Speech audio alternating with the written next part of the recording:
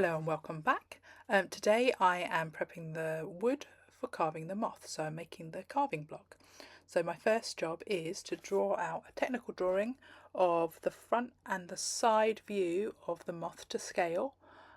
So you can see here I've measured it and I'm just drawing just what I need, so I'm not including all the kind of lovely bits of texture or colour that I want to do, just literally the outline of the individual pieces that I'm going to need to cut and carve. So this moth is 11 centimeters tall, so it's quite tiny. It's probably one of the smaller puppets I've made, so we'll see how it goes. It might be that I use a different material for the legs or the arms because they're so thin, because I want to prioritise them being strong, but also they need enough weight to be able to move. So we'll look at that later, but today I'm just doing the carving block for the head and the body. Because these pieces are so small, so for example, like the head is only 3 centimeters tall and the body is I think 3.5. I'm going to carve them as one, or just make a block for the whole head and body together, which will then get separated and smoothed out to be the individual pieces, but it's much easier to use a slightly larger piece to carve with, so you've got something to hold on to while you're doing all those little fine details. So it's about the size of like a hand for a normal puppet, for like a larger, like Charlie's hand for example. So the bit I'm drawing out right now is sort of the inside workings.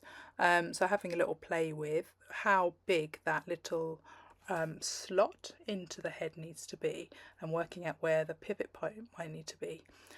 Because when I did my prototype, I realised that I actually wanted the handle at a slight more of an angle, so it's not just directly upright or horizontal.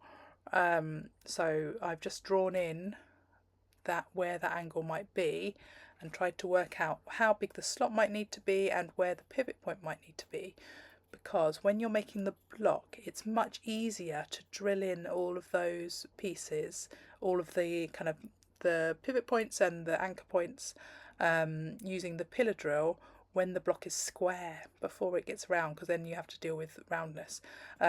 So I'm just trying to work out where they are.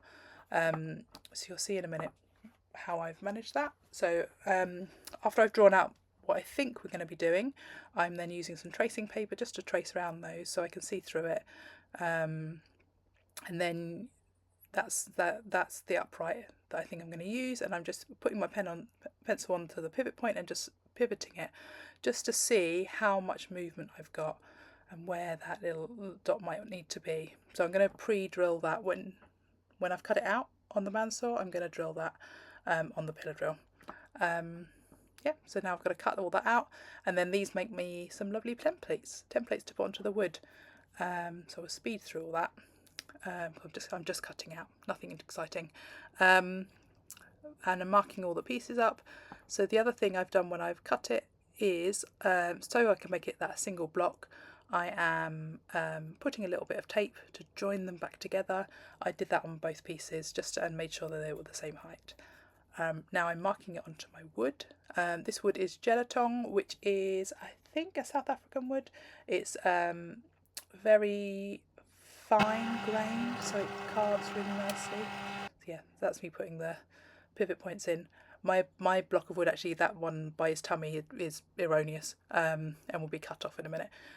It's just in the wood already. So having marked that front and side profile, I'm now going to cut along those lines. When I'm cutting most of the way through it all, but leaving it very, very tentatively attached, so that when I flip it over to cut the other side, the block is still really square.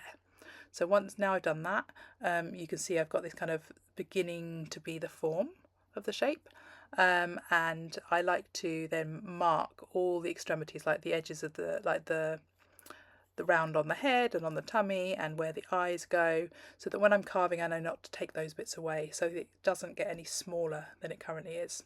So there you go, that's the block. Thanks for watching. Like and subscribe if you're enjoying this, and I'll see you soon. Bye.